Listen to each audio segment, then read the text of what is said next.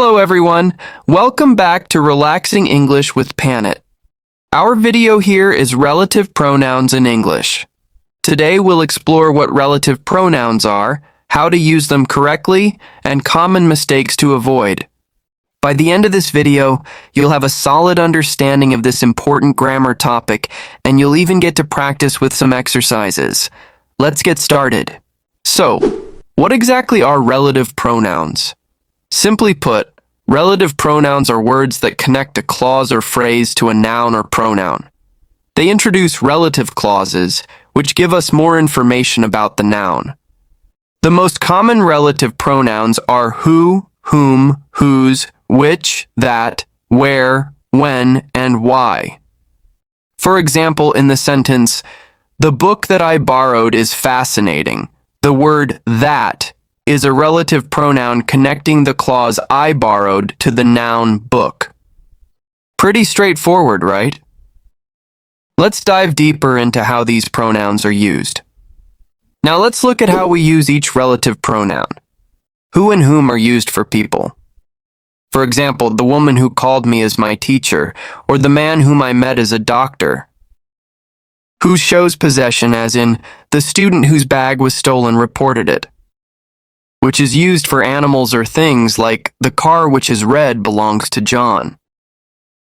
That can refer to people, animals, or things, especially in restrictive clauses such as, the book that I read was interesting.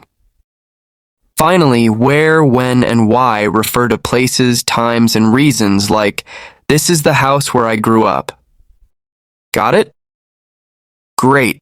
Let's move on to the difference between restrictive and non-restrictive clauses. Relative pronouns are used in two types of clauses, restrictive and non-restrictive. Restrictive clauses are essential to the meaning of the sentence and don't use commas. For example, the book that I borrowed is on the table. Here, the clause that I borrowed is necessary to identify which book we're talking about. On the other hand, non-restrictive clauses provide extra information and are set off by commas. For example, my car, which is red, is parked outside. The clause which is red adds detail, but isn't essential to the sentence's meaning. Understanding this difference is key to using relative pronouns correctly. Let's now look at some common errors people make. Even native speakers sometimes make mistakes with relative pronouns. Here are a few common errors to watch out for. 1. Using that instead of who for people. For example, saying, the person that called me is my friend is incorrect. It should be, the person who called me is my friend. 2. Omitting the relative pronoun when it's the object of the clause. For instance, the book I borrowed it is interesting is wrong. The correct version is, the book that I borrowed is interesting. 3. Confusing whose with whose.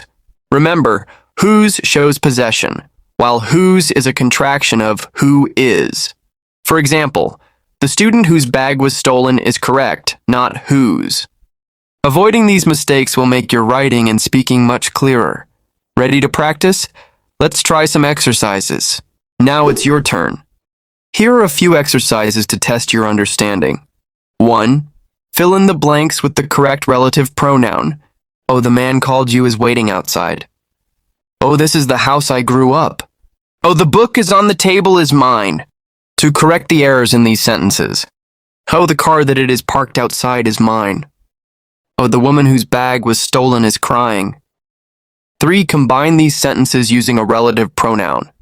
Oh, I met a man, he is a doctor. This is the book, I told you about it. Take a moment to think about your answers. We'll go over them in just a moment. Let's check your answers. 1. For the fill-in-the-blank exercises.